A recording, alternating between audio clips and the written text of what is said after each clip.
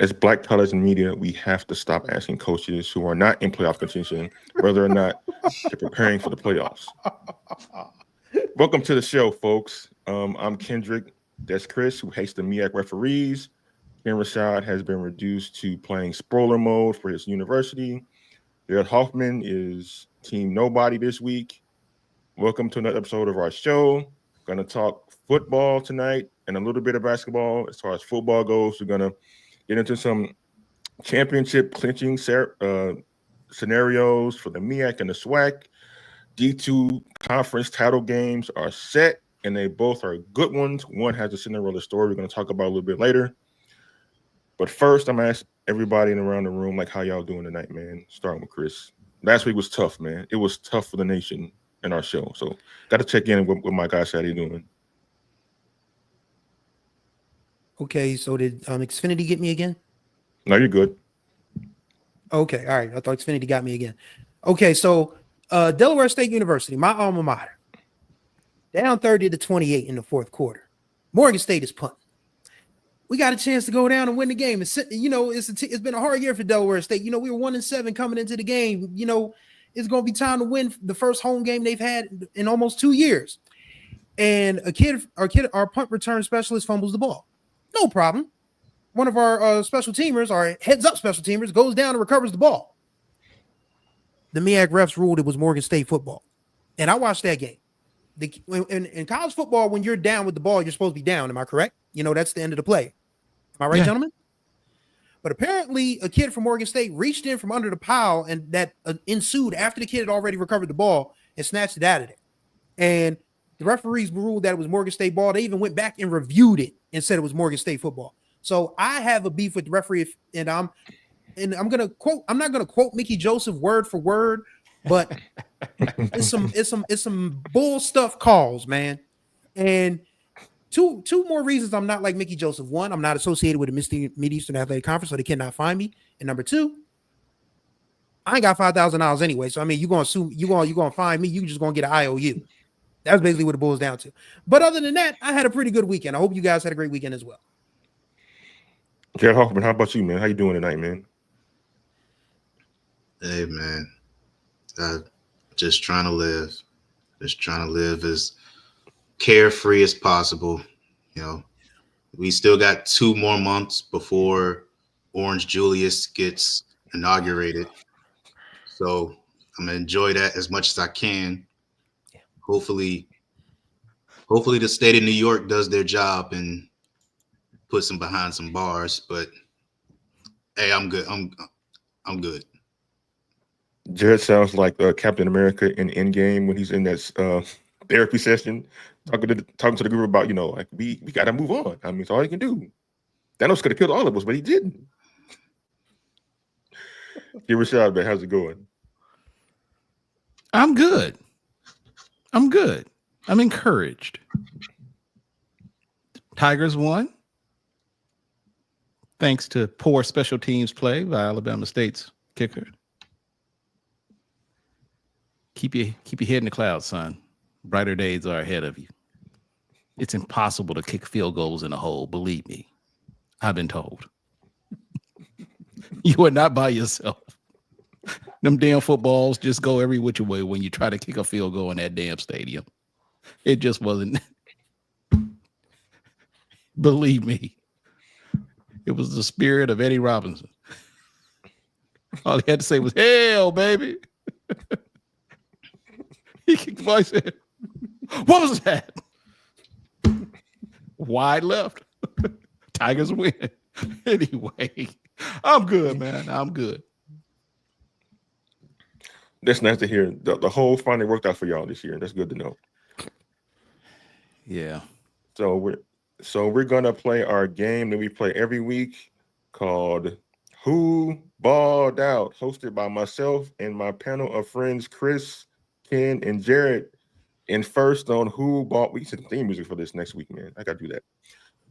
First up on Who Balled Out is Irv Mulligan, running back for Jackson State, had a season-high 187 yards and a touchdown against Mississippi Valley State Devils. Jackson State won 51-14 and clinched a share of the SWAC East title. They can wrap it up with a win this weekend against Alabama State. Next on Who Balled Out is Chris Stevens, your guy, Quantre Harry, defensive back for South Carolina State. He recorded 2 of 4 interceptions the Bulldogs had against Howard in a 38-14 win. The Bulldogs now move within 1 win from going to the Celebration Bowl. Who would have thought that? And finally, on Who Balled Out, Edric Connolly and Jared Hoffman, man, he is dedicated tremendously to finding the lesser-known student athletes, and he dug up Texas College quarterback Kedrick Connolly, who went 19 of 32 for 395 yards and 4 touchdowns in a win for the Steers against Wayland Baptist. I'm curious about this one, Jared. What else should we know about Mr. Connolly here? Well, first of all, to talk about the team, Texas College, for anybody who's watching who knows about Texas College, which I assume not a lot of you, Texas College has not been very good in the past couple of years. They have essentially been a team that has been an easy win, in recent years, akin to Virginia Lynchburg, but unlike Virginia University Lynchburg, Texas College got their act together and they are 7-3 this season. And Kendrick Connolly has been a part of that. Their passing game has been a huge part of that. And yeah, I just wanted to applaud them, for the excellent season that they've had. We've had a lot of teams in the NAIA ranks who have had, pretty good seasons. Florida Memorial, played in the Sun Conference Championship game. Unfortunately, they fell short, but they've had a very good season. Langston has had some pretty good games, and Arkansas Baptist is the one anomaly, but we've had some very good play in the NAIA ranks, and it's been pretty easy for me to give recognition to those guys because they've had pretty good seasons. You're on mute again. We got to update the calendar. Days since Kendrick went on mute. 0. Damn. You know what? Look, I apologize for not submitting my entry as to who balled out before the deadline, but allow me to take this time to acknowledge Keelan Elder, running back for Grambling, who had a very, very special day on Senior Day, and his Eddie in his Robinson Stadium finale, who balled out with 104 yards on 17 carries and a touchdown. And the reason why I'm pointing him out is because this is an individual who has been with the team. He's a grad student right now, and he's been with the team since the Broderick Fobb days. And so you can only imagine the ups and the many downs he's experienced since that time, and yet has stayed at Grambling the entire time. Now, I'm sure a lot of that is due in part to his dad, who also played football at Grambling as well. But Brother Elder, I just want to take the time to acknowledge you, to let you know that your contribution to G-Man football is very much appreciated. And kudos to you in everything that you do going forward. Yeah, damn right. Yes. I would. You know what? And I'm going to probably bring up a Gremlin player next week if warranted. Now, if you guys recall, when we lost to Bethune-Cookman, I did give it to Bethune-Cookman. So, I mean, I'm just saying, no shame in my game when it comes to supporting the G now. I'm just saying, but I have no problem calling out the G either. So I'm just saying, but anyway, I want to make an addendum to my nominee, Irv Mulligan. I forgot to mention he should be SWAC Offensive Player of the Year this year. That is 4 an straight games over 100 yards rushing. Interesting I discussion. think it should be SWAC. I think there's My hand in one next week. He's in that discussion. I think Giovanni Gibson from UAPB is in that discussion. Mekhi Higgins, the quarterback from UAPB, is in that discussion. And who's the receiver from Florida A&M? Jamari Gassett. Jamari Gassett is in that conversation. Not sure. Is Daniel Richardson still hurt?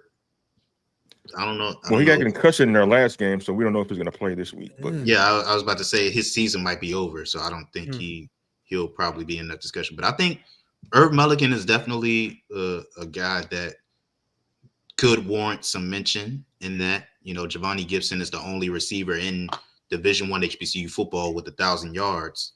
So I think that would warrant some discussion for him. Mekhi Hagins is the probably going to lead the SWAC in passing this year. So Mekhi Hagins could have some stake in that discussion. So, but Irv Mulligan is having a great season and Jackson State's having a great season. So wouldn't be surprised if he got it. Yeah, true enough. Yeah, I mean, like all those players are great players, but Mulligan, you think about Mulligan with the yards he's amassed, where Jackson State is in the standings, how good they've been all season. I give them the edge, but you never know what might happen. And speaking of which, we're going to move on to the weekend review. There were a lot of great football games this past weekend, some surprising outcomes, some not so much.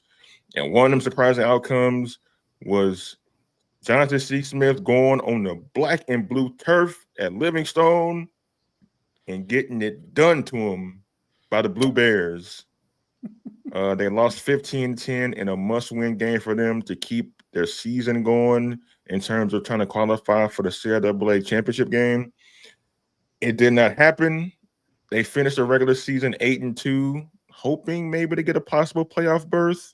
We'll see about that later on. But fellas, what do we think about the Golden Bulls going down to Livingstone, starting with Chris? The other shoe dropped in a major way.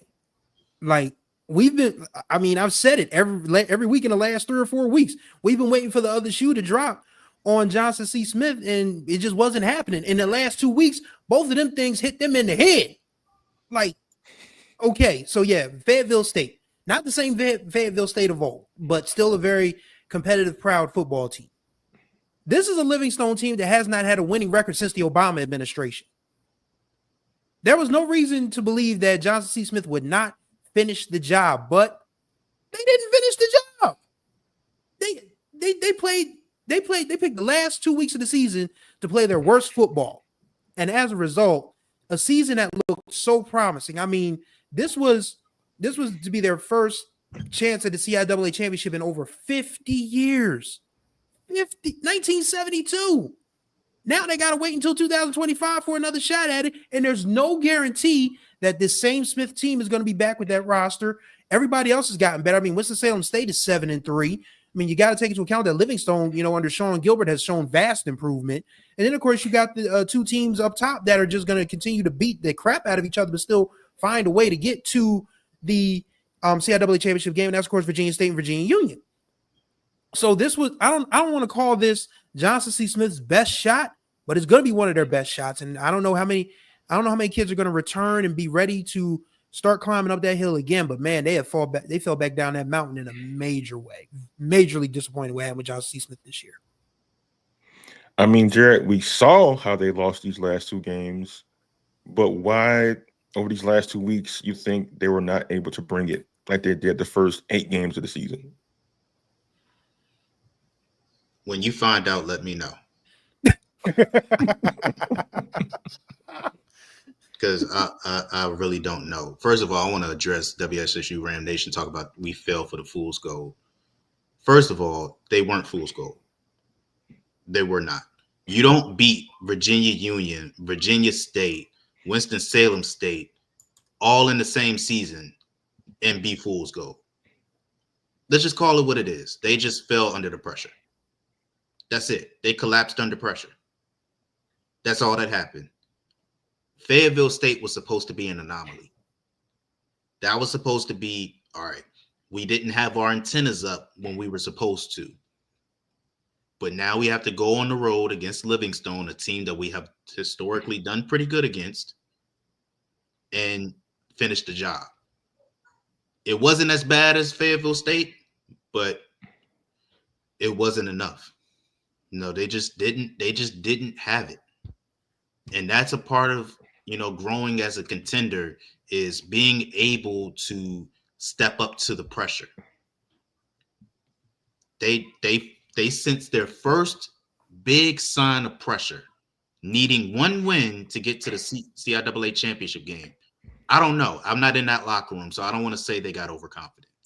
But what I can say is this was their first big, meaningful games, the Fayetteville State and Livingstone game. Those were their first big, meaningful games in over a decade.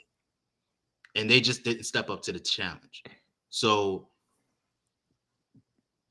like Chris said, like Brevin Caldwell might be gone.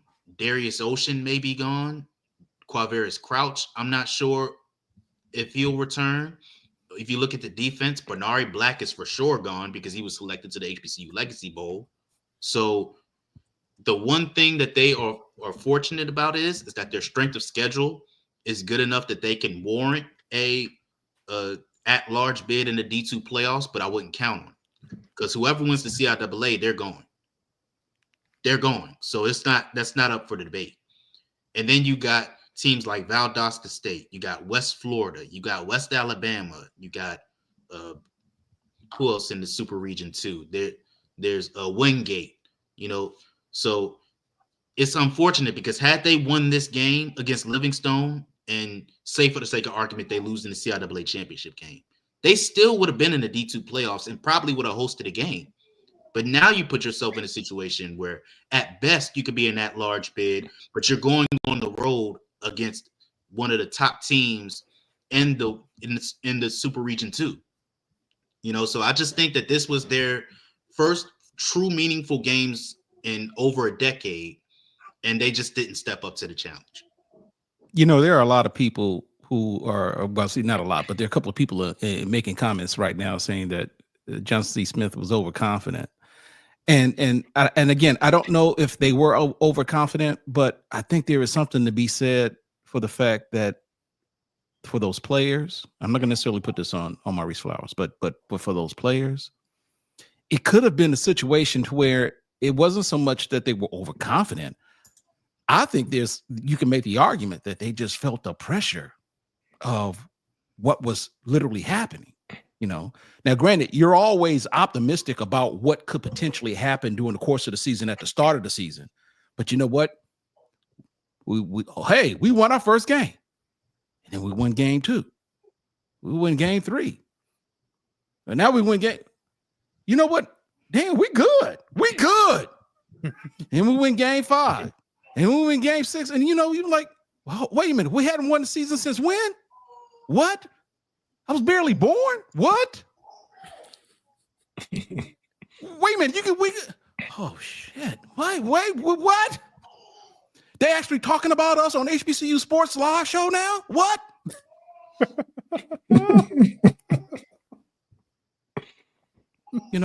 And so I honestly think the pressure was just too much, man. I really do believe there's something to be said for that. Obviously, you play these games week by week. But as we got to the finishing line and you see that light and everybody saying, look, all you got to do is just win this game this week and we in. Couldn't do it. That's all right. That's all right. All you got to do is win this last game and we in. Couldn't do it. I really believe the pressure. I don't think it was overconfidence. I think it was pressure. I mean, but if you look at the recent history in the CIAA, that's not uncommon. Look at last year, Virginia State under Henry Frazier, their second season under Henry Frazier. Their first year, they went 6-4. Their second year, they start the season 7-0. They lose to Elizabeth City State, but they still have a chance to go to the CIAA championship game if they beat Virginia Union in the season finale, and they lose. So, and then you look at the year before that, Virginia Union had the historical season of Jada Byers. Before. And don't even get me started on all the other years that they had chances to get to the CIAA championship game. But in the 2022 season, the historical year of Jada Byers, when he nearly rushed for 2,000 yards, they gotta go play Shawan for a chance to get to the CIAA championship game, and they lose. So this isn't new. We're not gonna act like Johnson C. Smith is some anomaly, like they're the only team that has faced pressure in the CIAA and folded. There have been teams in the past that have done the same thing. That's just the role to get to the championship game. Because what are Virginia Union and Virginia State doing now? They're playing in the championship game after overcoming their past woes. So this is just one step that could potentially lead them into contention. Hopefully so. Hopefully they stay in that right direction, and hopefully they trust in that process. They will be back in this scenario again. But for right now, it's looking like like Ken said, that they just fell under pressure, and hopefully they pick themselves back up and they're able to recover. Over the last 8 quarters, as Ram Nation pointed out in our chat, the Golden Bulls only scored 10 points, and Darius Ocean threw 3 interceptions to 1 touchdown over the last 2 games. A guy who played so brilliantly all season long, the last 2 games when everything was on the table, just couldn't come through. And you're right, like sometimes pressure can reveal who you are, and in this case it kind of did for the Golden Bulls. Hopefully they make the playoffs. There's still an outside chance that can happen, but they're going to look back on this season if they don't make the playoffs of a really squandered opportunity for them. And because they lost, it opened the door for Virginia State, and Virginia State walked right through it by beating Virginia Union, who have been killing people the last couple of weeks. Don't know how much they really wanted to win that game because it was already in the top of the game nonetheless. But Virginia State's going to play Virginia Union for the championship on Saturday. We're going to break the game down a little bit further on Wednesday's show. But fellas, your first impressions on the matchup and kind of like who do we see possibly coming out of there, starting with Jared? Well, both teams need to win this game in order to have a shot to get to the D2 playoffs, because neither one of their strength of schedules are very strong.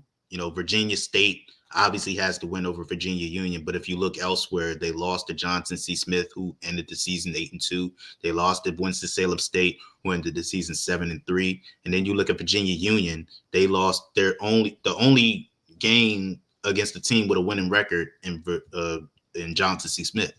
So neither team really has a strong strength of schedule going into the championship game, which is why Johnson C. Smith's case is so strong, because like I said, they beat Shaw, who was 6-4. They beat Winston-Salem State, who was 7-3, and obviously the 2 participants in the CIAA championship game. Not to mention also they beat Tuskegee in the season opener, who was 5-5. So neither team's strength of schedule is strong enough for them to overcome losing in the CIAA championship game and get into the D2 playoffs. Now, as far as who will win this game, folks who will remember last year, it was Virginia Union and Fayetteville State in the CIAA championship game. Both of those teams played each other in the regular season, and Fayetteville State won, but Jada Byers didn't play. This is a much different scenario. These teams just played each other this past Saturday. So it's unheard of for both teams who played each other a week before to play each other in the championship game the following week. And Virginia State cannot lean on what worked in the game this past Saturday, because you have to know that Virginia Union is going to be much more clean than they were against you last week. Jada Byers is going to look at film. The coaching staff is going to look at film, and they're going to find ways to create open lanes for him to have success.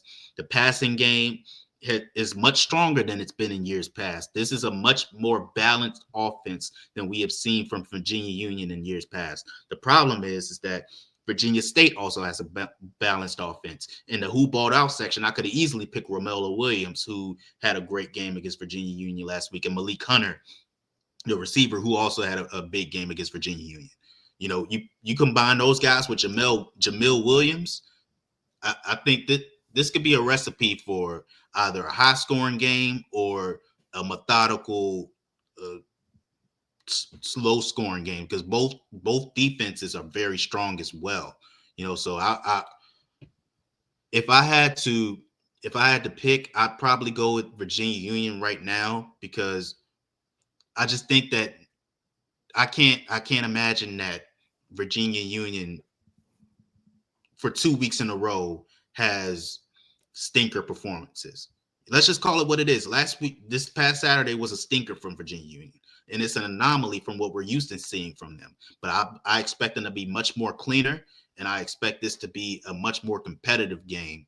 But I probably have to edge it to Virginia Union. But this is so close. I can honestly see Virginia State taking it. But if I had to pick, I'd go with Virginia State. It's Union, excuse me, Virginia Union. Yeah, Chris, your thoughts? Yeah, my thoughts are pretty much in line with Jared's for the most part. You go from scoring 91 to falling behind 28-14 in the third quarter against your rival. It's pretty safe to say that you already knew you had it in the bag and that you weren't going to overextend yourself. Yes, you were still going to compete, but you weren't going to, go full throttle, which I respect. Dr. Alvin Parker does a great job with that team. So, I mean, there's no, denying that Virginia Union deserves to be there. Same for Virginia State. They won. Johnson C. Smith didn't. Them's the breaks. So I think what probably will have to, with Johnson C. Smith, I have them on the brain because I'm just so disappointed. Like, wow. What's going to have to change for Virginia State is they're going to have to find a way to make Romello Williams rush his throws, because from what I saw, the little bit of that game I saw on Saturday, he was back there chilling. He could have, read the Saturday morning paper, even though nobody reads the newspaper anymore. He could have read the Saturday morning paper, had himself a nice cup of coffee, a Wawa Sizzly, and a hash brown, and then was still able to find his receivers. So that defensive front for Virginia Union is going to have to get some pressure on him, and also bracket in Jamil Williams, who, of course, is one of the more outstanding running backs in the conference. So Virginia Union's defense is going to have to ratchet it up, and I have full confidence that they will. So it should be a good game, though. I mean, it's the two Virginia schools in the very last CIAA championship game that will be played in the state of Virginia, because after this year it moves to Durham. So one last hurrah for the Old Dominion, and like Jared, I am going to go with Virginia Union as well. And one more thing that I wanted to add about this matchup is one thing that worked well for Virginia Union in that game this past Saturday was going towards RJ Vick. RJ Vick, he was having so much success in that game that it was either a big game or he was drawing a pass interference penalty or a holding penalty. So I think if they go to RJ Vick more in this game this upcoming Saturday, I feel like Virginia State could run into some problems if they're not prepared for that matchup. I feel like they're probably going to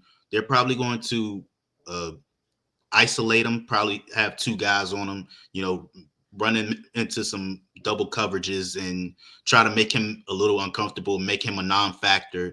Because if Virginia State's able to do that, they will have a much better chance in this game. But if it was like this past Saturday where RJ Vick was getting whatever he wanted, Virginia State is going to have a tougher time. And because that Division II matchup is set for the CIAA championship, which leads us to another one. It happens to have a Cinderella story. Clark, Atlanta. What a year for those guys. They needed help to get in. They beat Morehouse 28-17 to make an appearance in the championship game. A year after starting the season 0-10, they turned it around. They won 7 games, and they are gonna punch their ticket to SIAC championship game. To play against Miles. Miles probably favored in that one, but what the Panthers have done this season, a pretty cool story. I don't know about their quarterback, David Wright III, and the job that Teddy Keaton's done with the program, turning it around the way he done. So, fellas, what we make of Clark Atlanta's rise to the championship game and just their overall story, starting with Jared? Well, we said on the show last week, with the scenarios that were in place for the SIAC, who had the best chance to overcome, the odds against them. And I just played the numbers. Fort Valley State has had its trouble against Albany State. And Albany State is no walk in the park. So for Fort Valley State to go and get a win against Albany State, that was going to be a tough task. Meanwhile, you got Clark Atlanta, going against Morehouse, a team that they haven't had success against. But if you look at this roster that Clark Atlanta had and the years past that they've had in Clark Atlanta, it's night and day. You got the reigning SIAC Player of the Year, the reigning SIAC Coach of the Year. Wait, I don't think Teddy Keaton was the Coach of the Year last year. Anyway, it doesn't matter. But you got a coach that could have been SIAC Coach of the Year last year. You have 3 of the top receivers in the SIAC in Virgil Young, Jamal Jones, and Armand Harris. Sorry if I'm pronouncing your name wrong. But you got all of that on your roster, and you got a recipe for a team that could potentially, break through. And now, granted, I did not expect them to be in the SIAC championship that quick. I did not expect it to materialize this quick, especially considering their defense is not as strong as you would want them to be. They had a very good performance in the season opener against Fort Valley State, but since then they have not had, success generating pressure. They haven't had success, in forcing turnovers, but that high-powered offense is something to behold. And it's such a great story, and it's one of the reasons why many people think that Teddy Keaton is going to be on a lot of teams' eyes when it comes to head coaching vacancies. Honestly, so will Maurice Flowers, but Teddy Keaton for sure, because he took a team that many people before this season would have thought was a dead end, and he turned them into a go-to destination.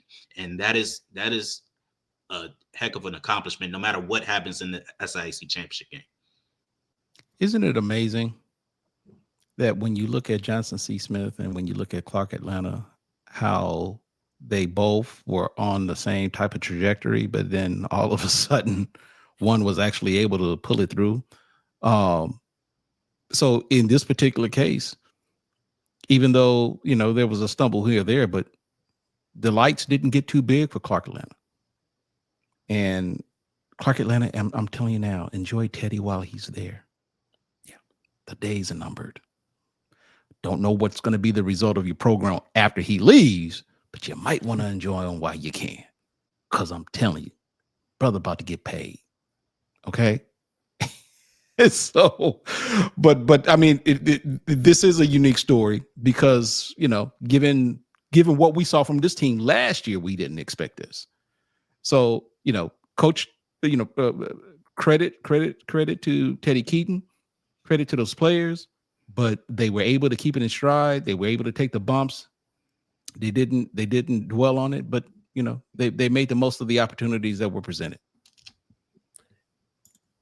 Yeah, CIU has definitely been a great story. Probably the best story in Black college football, to be honest with you. Just to turn around that program as hand and get to play for a championship was always cool. Chris, your thoughts on them?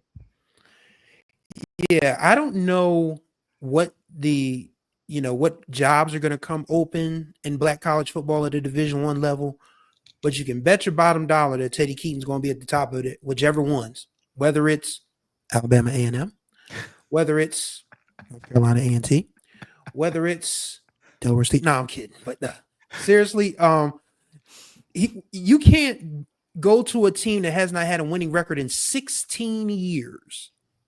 Turn that, and they were on a 14 or 15 game losing streak until you got there.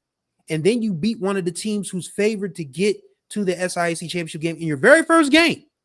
Because remember, Fort Valley State was one of those teams picked near the top. And Clark Atlanta just showcased those new weapons right when they had them. And I mean, they've done some impossible things. They went on the road and beat Bethune-Cookman on a 55-yard field goal. They, beat Tuskegee for the first time in over a decade. They've done a lot. I mean, of course, they've had some hiccups. I mean, the Savannah State loss was a shocker.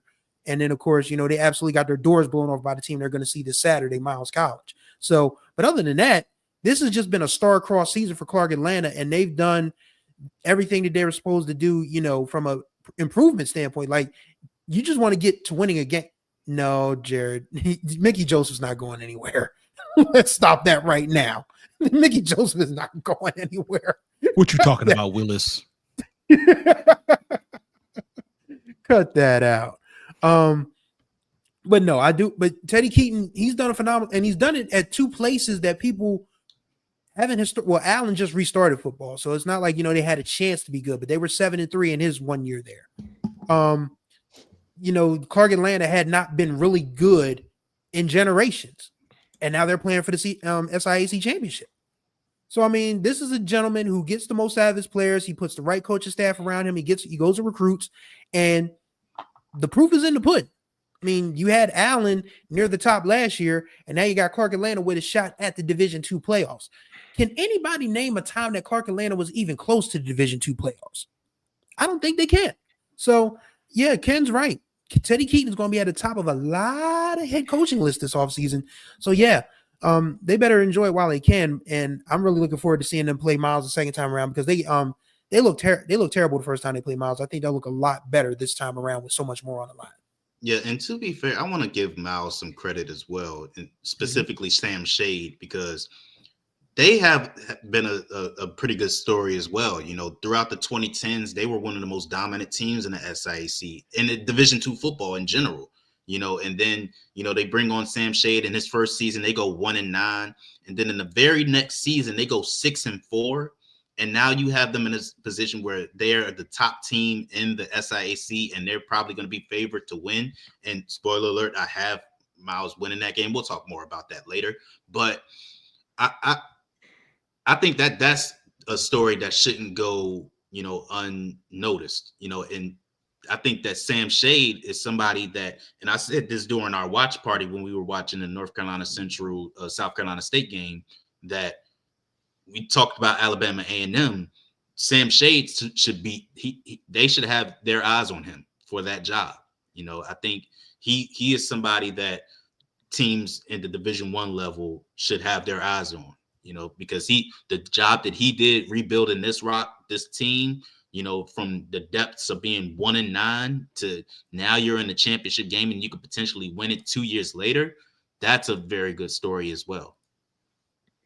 Yeah, guys are talking about Teddy Keaton and Mo Flowers possibly being up for Division I jobs next year. I know it always don't work out, but like, I know a lot of schools probably seeing the job Tennis Berry has done at South Carolina State coming from Benedict, and might say, hey, we need some of that too. So you never know what might happen in the offseason. So they're definitely going to be hot commodities coming the offseason. So it won't surprise any of us if they get Division I jobs next season. And speaking of Tennis Berry, he is one of 3 Black college coaches at the Division I level who can clinch a postseason berth. Simply put, if South Carolina State wins, they go to the Celebration Bowl. Same for over in the SWAC. Jackson State can clinch the SWAC West, SWAC East. They should be in the SWAC West. They're the best team in the SWAC. Can clinch the SWAC East by winning over Alabama State this weekend. And Southern can clinch the SWAC West with a win this weekend themselves. So fellas, do all 3 teams clinch on Saturday, or do craziness happens? I know Ken mentioned in the pre-show meeting that like there's an outside chance that Prairie View, if craziness happens, can actually still end up winning the SWAC West. It won't get that crazy, but it is. Somebody left the damn back door open for Prairie View. The back door is still open. And even Prairie View folks are asking the question, who the hell left the back door open? That's how crazy it is. So part of that would require UAPB to beat Southern, and Prairie View would obviously have to beat Alcorn State on Saturday. But I'm going to tell you this now. This is just, I don't know. Southern and UAPB, I'm telling you guys, that might be that game. It might be one of craziness might happen in that game. I'm not going to say count on it, but we know how things get with the SWAC. UAPB and Southern, I'm telling you, there is some craziness that is bound to happen during that game. So Jackson State will clinch will clinch the SWAC East. The Bumblebees are done. And South Carolina State, it's a wrap. It's a wrap. It's a wrap. And one thing all 3 schools have in common here, none of them were picked to win either their conference or their division. It's remarkable. Jackson State was picked 3rd in the SWAC East. Southern, I think, was picked second in the SWAC West, and I forgot where the Bulldogs was picked, but they were not picked to win the MEAC at all. So what do we make of that? Like these teams kind of like defying the odds, starting with Chris. I think for South Carolina State, I don't know why everyone had them picked so low to begin with, because that was not a bad team last year under Buddy Pugh. But they returned a lot of those guys from that team, and then of course you had Chennisberry bringing in some of his Benedict guys. I mean, this past weekend, you saw just how good those Benedict guys were. Eric Phoenix had another outstanding game. Caden Hyde caught a touchdown pass. Gerard Washington returned to pick 6. He was a defensive back who played at Benedict under Chennisberry. So this South Carolina State football team was ranked way too low, in my opinion. And that's no disrespect to anybody who was ahead of them. Obviously, they had North Carolina Central number 1, Howard number 2. Morgan State was number 3. And I still think that's a very good Morgan State football team. Their offense just caught fire a little too late. But South Carolina State was way too low. I had a feeling they were going to be – I didn't think they were going to win the MEAC per se, but I thought they had a really good chance to make teams uncomfortable. But it's as simple as this. Go up to Cold Spring Lane and Hughes Stadium and win, and you're in. And I think the only thing that might give me some trepidation is DeAndre Duhart hurt himself Saturday. And oh, dear. Man, you just in these comments throwing shots at everybody. Johnson C. Smith getting it. Now Howard getting it. Come on, man. Oh, man. And I feel bad for Howard because Larry Scott's a good dude. And he was dead confident. Like, this was the dude who said burn the boats a couple of weeks ago. Like, he felt this team still had a chance. But, yeah, South Carolina State has just been phenomenal. And I'm not surprised. Southern, I'm very much surprised. But as Ken said, and this is not, your cousin or your nephew's Arkansas Pine Bluff team. Alonzo Hampton has that team playing a lot better. So it wouldn't surprise me with, spoiler in mind that, the Golden Lions go in there and upset Southern, but it still benefits. I mean, it still depends on Prairie View beating Alcorn, and that should be an interesting game in itself. Jackson State, another team I felt was ranked way too low. I think people fell in love with Alabama. I mean, I was the one that said Alabama State was due to keep climbing the ladder. We didn't know that Andrew Body was going to hurt his shoulder and we would never see him again this season. But, I felt like Jackson State was way too low. And they proved that, give TC Taylor some time. And that team was going to be right back to where they were always. And that was, a SWAC East winner. So Jackson State's success doesn't surprise me. Southern's does and South Carolina State's doesn't. But if you had to make me pick, yeah, I got to agree with Ken. Southern is the one that's in the most jeopardy, but I think all three end up winning out. Yeah, I think that South Carolina State was a team that before the season started, I picked them as my sleeper. I didn't know, like Clark Atlanta, I didn't know they were going to put it together this fast and, and be in contention for a conference championship. But I watched that Benedict team. Granted, yes, they fell short in the playoffs both years. I get it. But those guys are talented. Caden Hyde is very talented. Eric Phoenix, who I had no idea they were going to have a shot in getting them from Murray State, but he is supremely talented at the quarterback position. Jaden Brogdon, just a menace on the defensive line. Diego Addison, who they brought over, who was a DB. He is a ball hawk. You know what I mean? So I knew the talent that they had coming over. And then you combine Aaron. Jesus Christ, what is that man's last name? Smith, yes. Aaron Smith, who was already there, and you combine him with Jaden Brogdon, that's a recipe for success. So I think I'm a little more surprised that North Carolina Central, were upended by them. You know what I mean? I'm not surprised by the teams that are currently leading the division. I'm surprised at the teams that I picked not being in that position.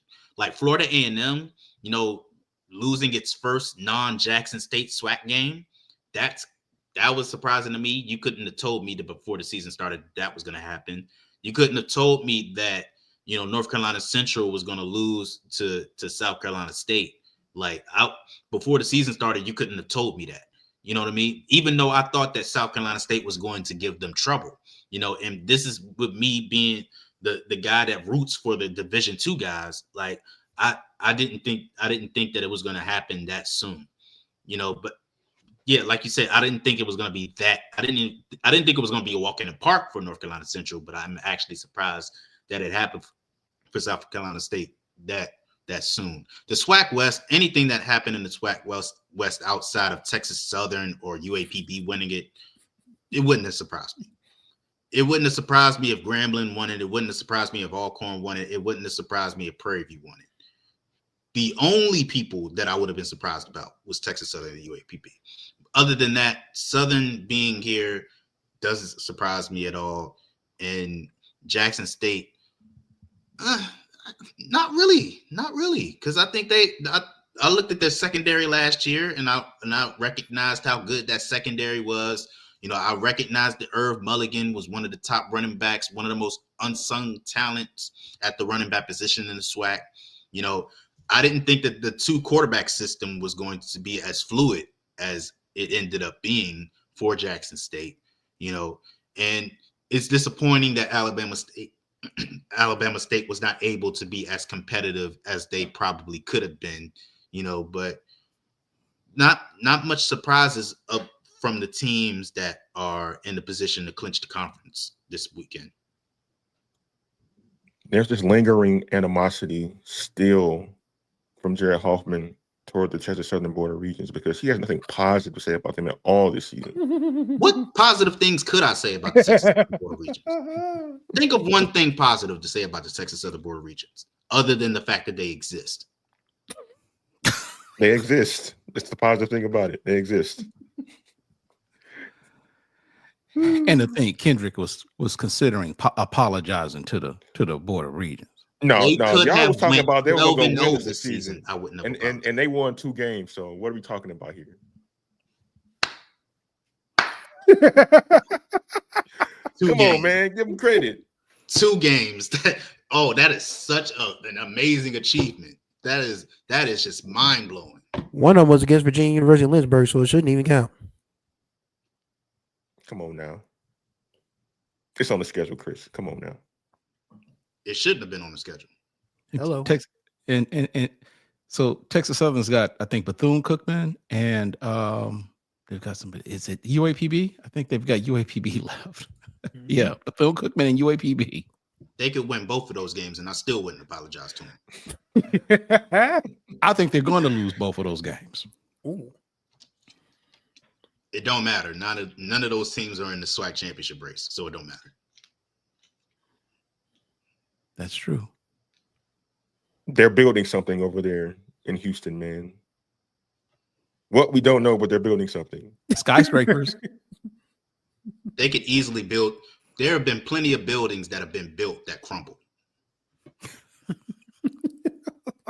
Building something don't mean a doggone thing. I showed them 1 win. They actually have 3 wins this season. So Who else they beat? Stop. I bet it's an NAIA team. I bet good money it is an NAIA team. I'm sorry, Ken. Oh, they did beat Grambling State. They did. Damn it. you got to apologize, Ken. No, I'm not apologizing. Let's answer this question real quick before we move on. Yes. No. The loss to Elon. If they had beat Elon, maybe. But no, they lost to Elon. So no, I can't see that happening. Who do they have left? They have Howard this Friday, and they have, I think, Delaware State. Yeah, Delaware State. Oh, they're gonna mollywop them. But Hey. come on, Chris, you know what's gonna happen. Okay, so what? But hey. I don't see it. I don't see it. They played VUL too. Yeah. Sorry, Trey. Sorry. Yeah, had they beat Elon, they would actually have a case. But the fact that they got the doors blown off them against Elon and they have VUL on their schedule, that's not a recipe for a Division II playoff berth. I mean, FCS playoff berth. But I will say this, and I'm not trying to go too far off topic with respect to the selection committee and how they make these decisions. But it is sometimes head scratching when some of these conferences will go 4, even 5 teams deep, and I get strength of schedule being what it is, but all I do is go back to the NCAA so-called mission statement about diversity and so forth.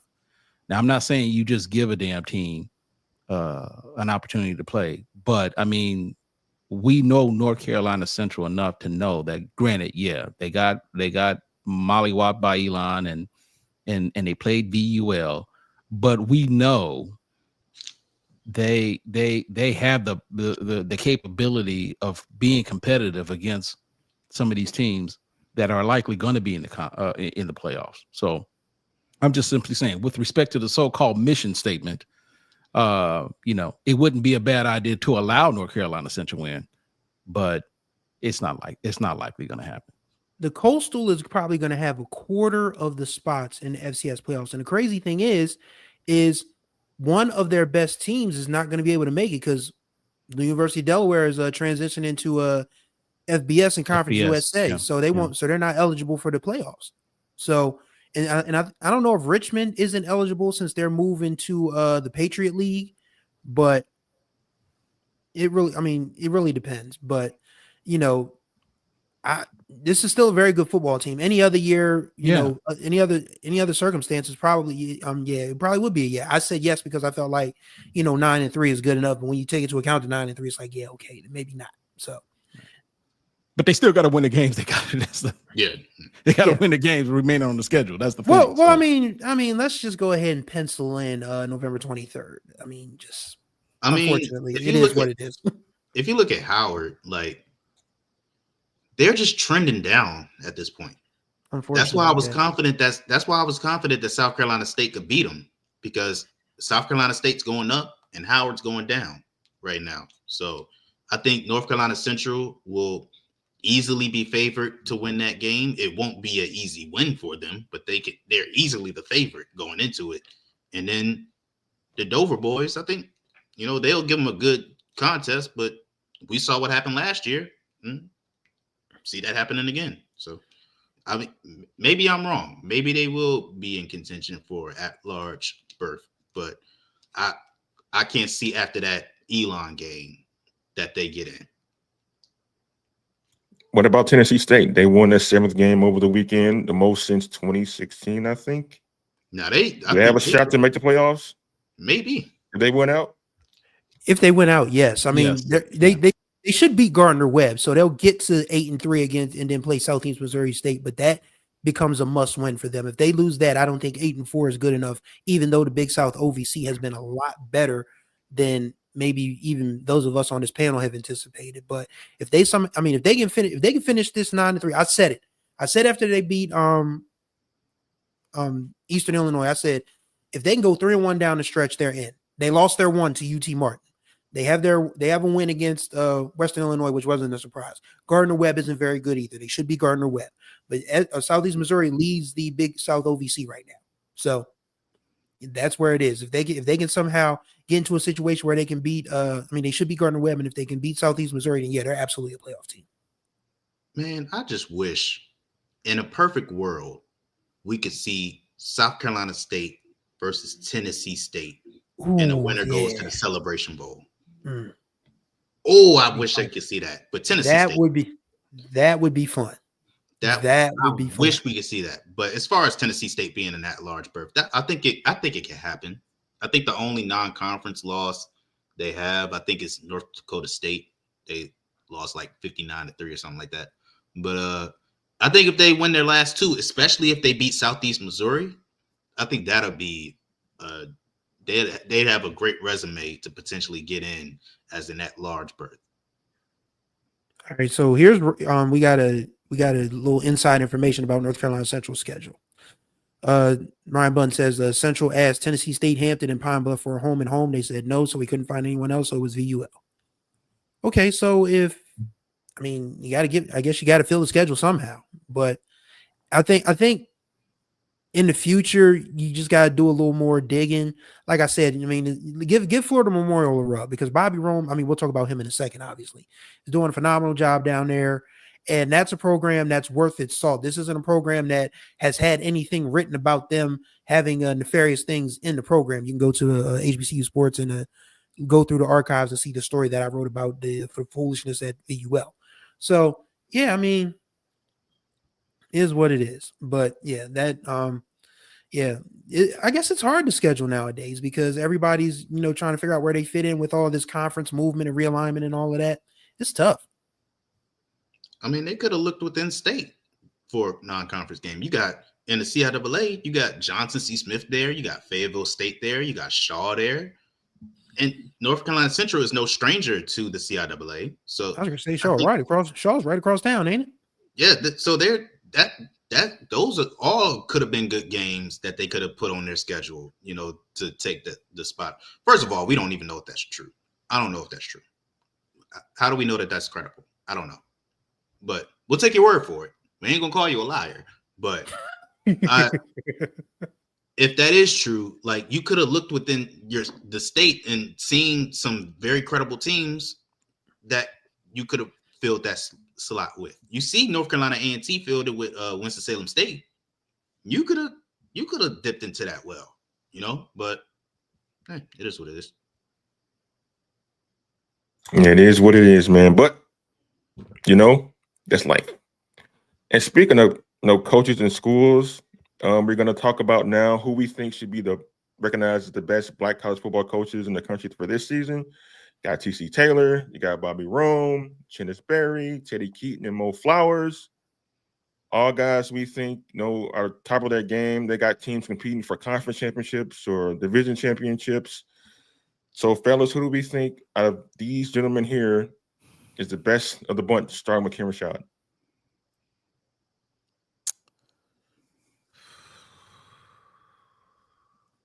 I gotta go with Chennis, man. I go with Chennis Berry. Not that the cover was left bare when Buddy Pugh left, but for what Chennis was able to do, when you put in consideration what he did at Benedict, and then yet in his first year moving up to a Division I FCS program with South Carolina State, that's pretty damn phenomenal. And I think it was said earlier, I don't think anyone really expected South Carolina State to be in this position this soon, this fast. But I give it to Chennis Berry. Chris? I'm torn. Obviously, there's 3 coaches up there that I feel like, are the best of the bunch. I mean, Coach Rome has been able to turn a program that just restarted football a few years ago, into a competitive team in one of NIA's most competitive conferences, the Sun Conference. So Coach Rome deserves a ton of credit. We've already talked about Teddy Keaton. I mean, he's won 14 games in 2 years in places that nobody's won. So, I mean, like we said, sorry, Clark, enjoy him while you can, because he won't be there long. But again, Chennis Berry, I mean, this is a dude who just listening to him talk on the MEAC call every week. You ask yourself, do I have any eligibility left? Does South Carolina State have a grad program that I'm interested in? Do my cleats, still have tread on them? Just listening to him in those conferences, like, I could probably give him like 10 or 15 snaps if I wanted to. I wasn't a really good football player anyway, but I would have tried. But overall, what he's done at South Carolina State is just rebuilt a program that is used to being on top. He's only their 4th head coach in the last 50 years. And if he's able to finish this off, that means all 4 of those coaches will have won MEAC championships. You have Willie Jeffries, you have the late Bill Davis, you have Buddy Pugh, who's won a few.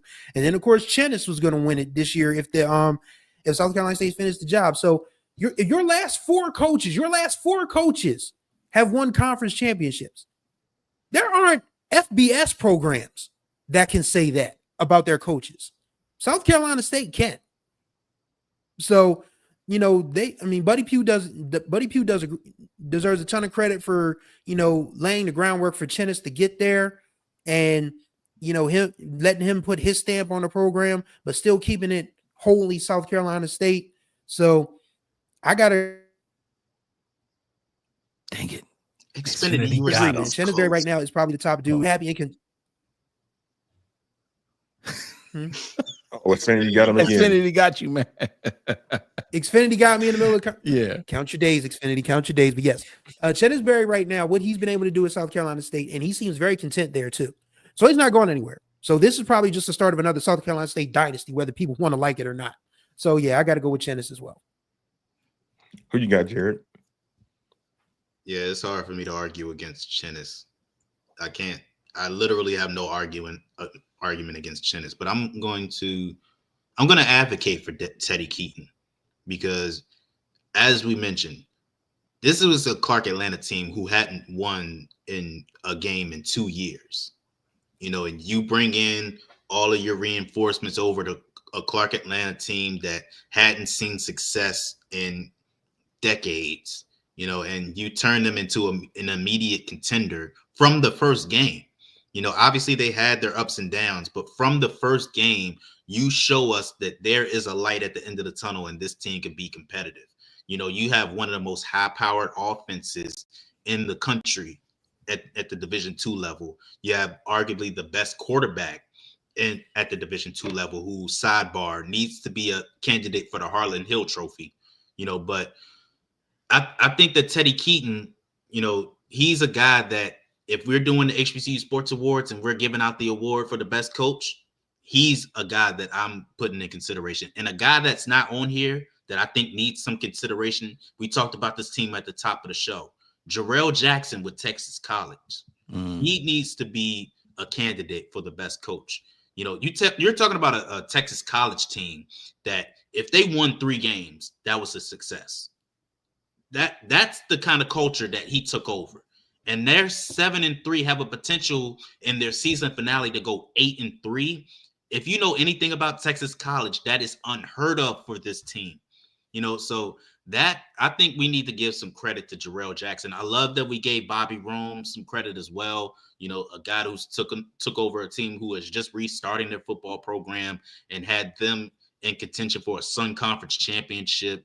You know, I think Maurice Flowers, you know, definitely deserves some recognition. TC Taylor, with all the scrutiny that he had been under, you know, with, you know, them moving on from the past administration and him taking over a new team with a completely transitioned roster, you know, and he has them within a game of going to getting the SWAC East championship and potentially into the SWAC championship game, you know. So, but for me personally, if I had to cast my vote, I can't argue against Chenisberry, but I can't deny the great coaching jobs that we have seen elsewhere, you know, and just applaud everyone for the great job that they did. Yeah, this is tough, man. Like every coach we've mentioned has done a really fantastic job. You talk about what Mo Flowers has done at Johnny C. Smith, talk about what Teddy Keaton was done with Clark Atlanta, Chenisberry, taking over for Buddy Pugh at South Carolina State and got them on the brink of going back to the Celebration Bowl. Terrence Graves, who we didn't mention, the first-year head coach after 30 years on the brink of going to the SWAC championship game at Southern after being an interim coach for so long. But I got to give it to TC Taylor, despite all the great stories we heard about all the other coaches. Like I said last year, he should have been in consideration for SWAC Coach of the Year, you know, despite we all knew it was going to go to Willie Simmons, simply because he was a guy who followed a guy, which is Deion Sanders, and kind of like the bar that he raised at Jackson State. And for him to come in there and the talent they lost from that run that Deion had, the quarterback Jackson State had 2 years ago could win a Heisman Trophy. The defensive back wide receiver Jackson State had 2 years ago could win a Heisman Trophy. And TC Taylor had to recruit his butt off. You can't replace those guys, but like try to fill in the gaps. And he done that admirably, working the transfer portal. I think Jackson State still had one of the top recruiting classes in FCS, and it's paid dividends for the football team. They won 7 games last year, on the cusp of winning the SWAC East this year. Just based on the nature of what the job is, the pressure cooker that is Jackson State, who he replaced, how he went about it. and the success that they had, I think TC Taylor is the right now the best coach in Black college football, despite the impressive resumes of everybody else we mentioned so far. But all these coaches we mentioned are very good and deserve to have any recognition that they get. So I don't think we short-sighted anybody from that standpoint. But yeah, like a really strong group of coaches that we've mentioned so far on this one. Okay. I don't disagree with your logic, Kendrick, with TC Taylor. And he deserves all the credit that he's getting right now. The contract extension and everything, because I could only imagine what it was like being on Deion Sanders' staff and then all of a sudden taking over the reins of that program. But I'm going to just say this about you, Kendrick. I do detect just a tad bit of homerism. Just a bit. Just a tad bit. But you make a Homerism. What are you talking about? Homerism. You're a homer. Come on, man. Of all of the coaches that we've talked about and all of the things that they've done this year, you have the audacity to put TC Taylor above Shennis Berry, Maurice Flowers, Teddy Keaton, Bobby Rome. Really, Kendrick? Considering what he did last year.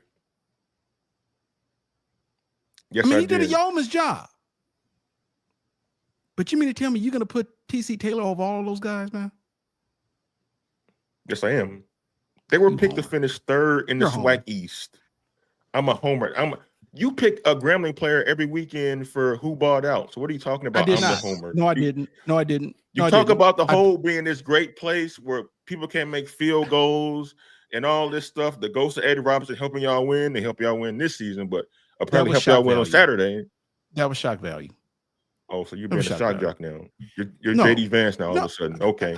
I see what it's going. Okay. I'm not trying to look. Let's not get too far off in the weeds here. You call me a homer, man. I laid out an argument. I just said it from my position. Okay. I'm just saying, Kendrick, think about who we were just talking about here. I understand what we're talking about.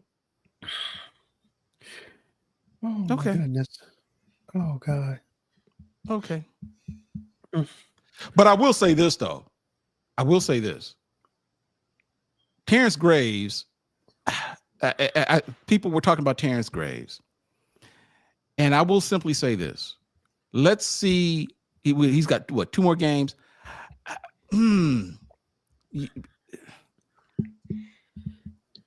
Let's see what he does these next 2 games. I mean, I don't think anyone expected Southern to be in this situation. And granted, but man, there were a whole lot of ugly wins along the way. I mean, and I'm not all due, and I like T. Graves. I do. I consider him a friend, actually. But So not Dustin Owens no more? What? Dustin Owens is still my friend, man. Big Warren's my friend. That's my homie. Just checking, man. But Dustin Odoms isn't being considered for a coach of the year, But I'm saying, but the Terrence Graves is. I think if you're going to put Terrence Graves in the mix, we need to see how he finishes off these next 2 games, because they finished last year 6-5. Now, granted, I think with T. Graves is when you put in consideration that even the board who approved his hire and approved his contract, they kind of brought him on with a kind of like with that side eye. Here we are conducting a national search, and all we can end up doing is getting somebody who was already on campus, and yet, he's been able to get those ugly wins. Kerry Martin, you're right. Ugly wins are better than ugly losses. But ugly wins are better than pretty losses. So I'm just saying. So I'm saying let's see how Southern finishes off these next two games, because I think that a case could be made for Terrence Graves, but I think they have to finish off strong. I'm not putting them ahead of any of the coaches that we just named. No, I'm not saying.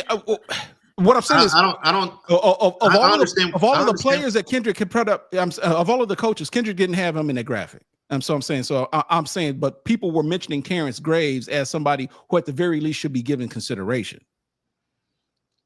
Yeah, I understand, that he has this team in position to win the SWAC West, and we didn't expect this team to be as good, and I get all that, but like if I'm looking at his resume against the other teams, against Chinnisberry, against TC Taylor, against Maurice Flowers, against Sam Shade, who we didn't even mention, against Teddy Keaton, who obviously we mentioned, Dr. Alvin Parker, who we didn't even mention, against Dr. Henry Frazier, against Jarrell Jackson, who I pointed out. All of those teams, I would put their coaches ahead of what against Terrence Graves. No disrespect to Terrence Graves, he's building something with Southern. Actually building something with Southern, and I can actually see Southern continuing to develop from here. But this year, I can't put him in the coach of the year rankings against those coaches, because I've seen what those teams have looked like in years past, and I've seen what they have turned into. Right. Southern, I've seen them consistently be a roller coaster. Right. And this is just another stop on the roller coaster for them. Southern could either be great today or bad tomorrow, or vice versa. So this is nothing new from Southern for me. So I can't see, no disrespect to the job that Terrence Graves has done, but I can't put him ahead of those coaches that we've already mentioned. No, but I guess the only reason why, and Kendrick, my apologies for the homer comment. I understand you meant that. I was actually just joking, but I will say this. I guess my point is that with the case of TC Taylor, the cupboard wasn't bare with him. No, it wasn't. He's just simply adding on to what he did last year. But when you look at Teddy Keaton, Maurice Flowers, Bobby Roan, I mean, they I hate to say that, that you take, and you turn it into sugar. I'm just saying. Chicken stuff in the chicken salad. I'm we're looking at this for this year. And, like I said, but, I understand the argument we made. Look, he'll probably, depending on how this year goes, he'll probably get, whoever wins the SWAC championship will likely get SWAC coach of the year. But I'm just simply saying, man, when you kind of to the point that Jared made with respect to Terrence Graves, we're not having this discussion if Texas Southern takes the safety. Exactly. Exactly. That would have been 4 wins for them this season. Exactly. That's why their Board of Regents doesn't get an apology. I can't even argue with that. See, but that's the Board of Regents for you. Anyway, stop me in my tracks. But no, all I'm simply saying is TC Taylor deserves all the credit that he's getting right now. Contract extension and everything. I'm just simply saying that when you look at who the other options are, and just what they've done this year, they've done it. Well, yeah, but he brought his people to play from a Division II school to compete at the Division I level. Unproven people that nobody else had faith in.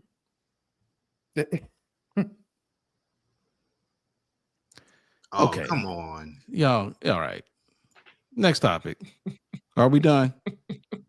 Yeah, we're done. Man. Next topic. Yeah, Miss Matt got it right. Next topic. We still got to talk about the greatness of Norfolk State women's basketball before we get out of here. Yes. Perfect transition, Chris. So as people don't know, college basketball season started. It happens right in the middle of the football season, but it's tough for us. We got to balance everything, but still fun nonetheless to do this work. And there was an upset. Norfolk State, as Chris mentioned, they took down an SEC school, the mighty SEC, the schools that can't be beaten, the better than everybody's conference. Well, they got taken down by one of the best teams in the MEAC. The Lady Spartans won over the weekend. Also combined with some close finishes in other games. We mentioned before that Was Alabama State nearly took down Ole Miss, or was that Grambling? Ole Miss, Grambling. Grambling, almost. It was Grambling. Grambling. It was Grambling that nearly took down Ole Miss. Some other black colleges were able to play close to some Division I powerhouses, and even we had Xavier University knock off Alcorn State in an NAIA SWAC battle. Yeah, so what do we make of the first official week of college basketball season, starting with Chris? Poor Alcorn State. Larry, Mr. Mean Smith is not walking through that door. That's a tough loss, but we got to start talking about this Norfolk State team as a bracket buster. It's about that time on the women's side. Larry Vickers has done a tremendous job. I mean, it helps to have Diamond Johnson and Kiara Wheeler, but guards, relentless guards like Anaya Fields in that backcourt really helps that team a lot. Like, this is a complete basketball team. Like, you could drop Norfolk State off in the Coastal. You could drop Norfolk State off in the Atlantic 10. You could drop them off in the NEC, and they would still be, head busters. That is a really good women's basketball team, and they showed it by beating Missouri. And it seems like that that Norfolk State has the University of Missouri's number, because if you guys remember 2012 NCAA tournament, Kyle O'Quinn and that Norfolk State men's team defeated Missouri when it was one of the rare 15 seeds to beat a 2. So it seems that Norfolk State has Missouri's number in all sports, which is very nice. But it just goes to show you that if our coaches are given the resources and the kids see something other than, okay, I gotta go Power 5, I gotta go Power 4, or they can see that they can still shine at a mid-major level and at an HBCU level. And Diamond Johnson is the perfect, example of that, because I mean, she was 6th Woman of the Year in the ACC, and she's having a ball playing in the MEAC. Mm-hmm. So, I mean, you give kids a chance to see something different and know that they can have a chance to shine somewhere else. Good things happen. And that Norfolk State, I mean, Howard, beat George Washington over the weekend as well. So that Norfolk State, I mean, I'm not counting out anybody else in the MEAC on the women's side, but I'm telling you now that Norfolk State, Howard women's MEAC championship game is going to feed generations. It is just going to be something that is not going to be forgotten for a long time. That is going to be one of the best college basketball games of the season. Both when they play this year in the regular season is going to be a great time. Can't wait to see it. But yes, shout out to Norfolk State women for doing a phenomenal job. And Jared Hoffman, what do you make so far of the impressive start by a lot of teams across the country the first week of the season? The biggest thing that I'm looking forward to is the WNBA's expansion, because we have some women that need to be in the league, and Kiara Wheeler and Diamond Johnson are 2 of them. If y'all didn't watch that game, Diamond Johnson took over in that 4th quarter. She wanted the ball. She wanted the pressure to make that big shot to keep Norfolk State in that game and keep them within striking distance to get the win. Kiara Wheeler was imposing down low, blocking anything that came her way, and just having her way in the post. Anjanae Richardson was huge. Nia Fields was huge. Like, Larry Vickers has a team that is going to be good for a long time. Norfolk State is going to be a recruiting destination for top women's basketball players for a long time.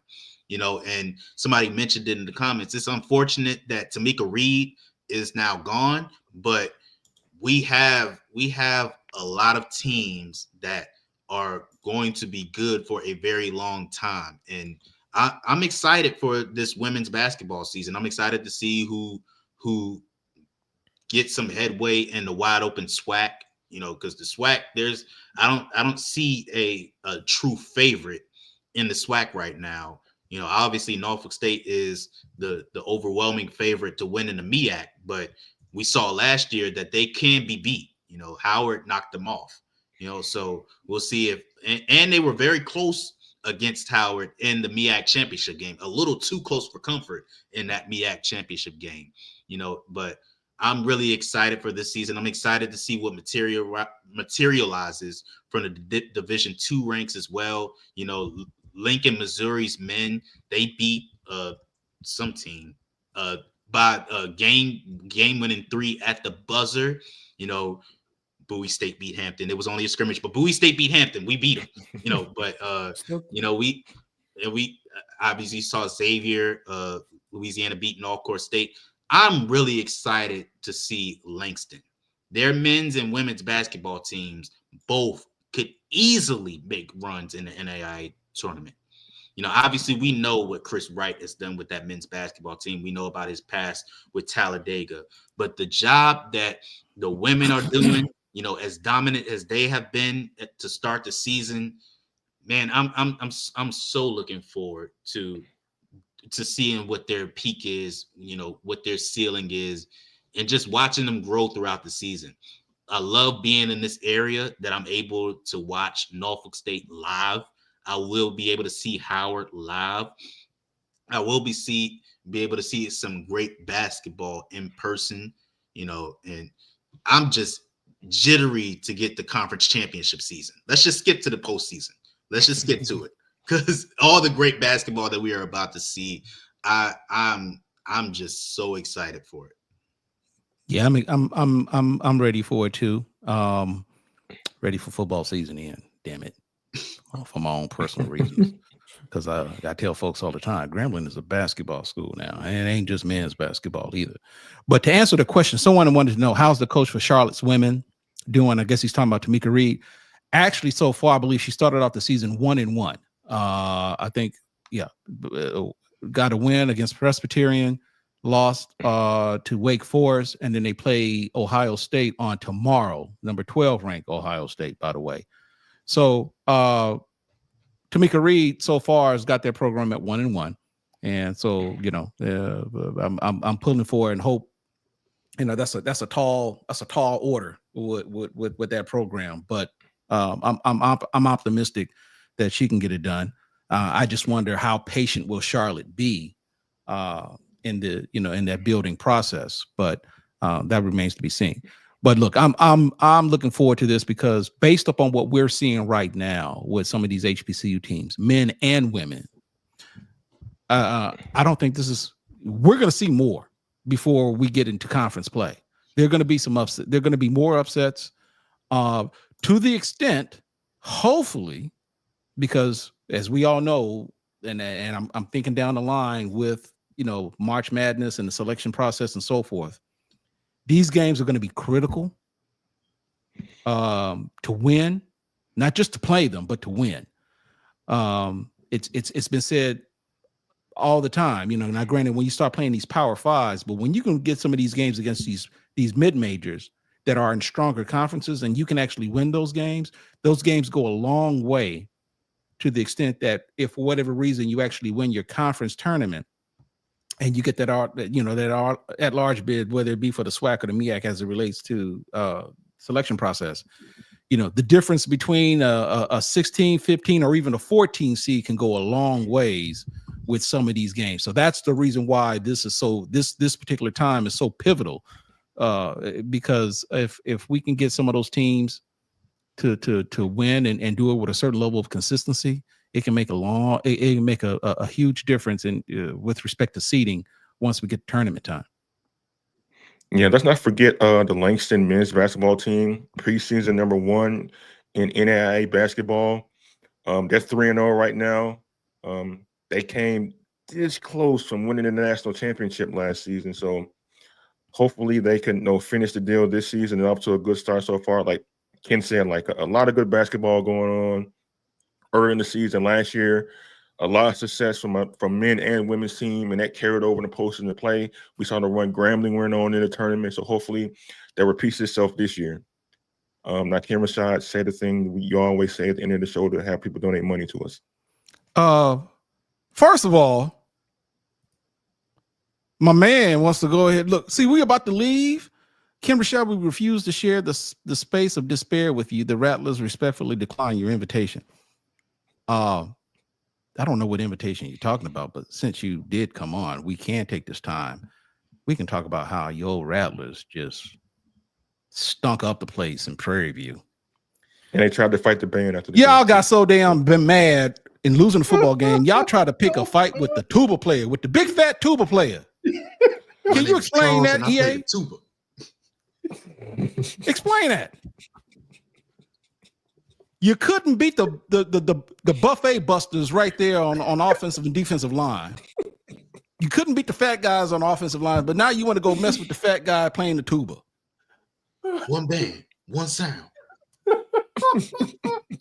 That's what I want to know, EA. That's what I want to know. You picked on the tuba player, man. Help me, Jesus, Holy Ghost. I mean, I told you, man. Y'all, FAMU makes It's always something with news. FAMU, man. It's always FAMU something make with them, news man. for the wrong things, man. Every Come year on, they and have yet you gonna call yourself trying to. You know what? You talking about that invitation? I pulled that invitation back a long time ago. I don't want nothing to do with y'all. Tiffany Dawn Sykes revenge. You know what? This been happening before that. Yeah. I'm just saying. There's been stuff before that. You had the eligibility issue in 22. You had old girl that took the graduation picture. You had them filming the music video in the locker room without authorization. You had the donation that wasn't a donation. And now you got them fighting Charles, who played the tuba. For those who watch Drumline, you'll know that reference. But So I guess what EA, I guess what Jared is trying to say, literally, FAMU's ass out. And on that Cut. note, Yeah, And let's get on up that out of note- here. Let's get out of here. look, we appreciate you guys. Look, man, if you get a chance, become an HBCU Sports member, become a level 1 or a level 2 subscriber. If you'd like, you can also go to hbcusports.com/donate, and you can make a donation to support the operation. We really do appreciate you guys. He's Chris Stevens. He's Jared Hoffman. He's Kendrick Marshall. I am Ken Rashad. We thank you guys. God bless you, and we will see you guys next time. Happy Veterans Day. Thank all the veterans.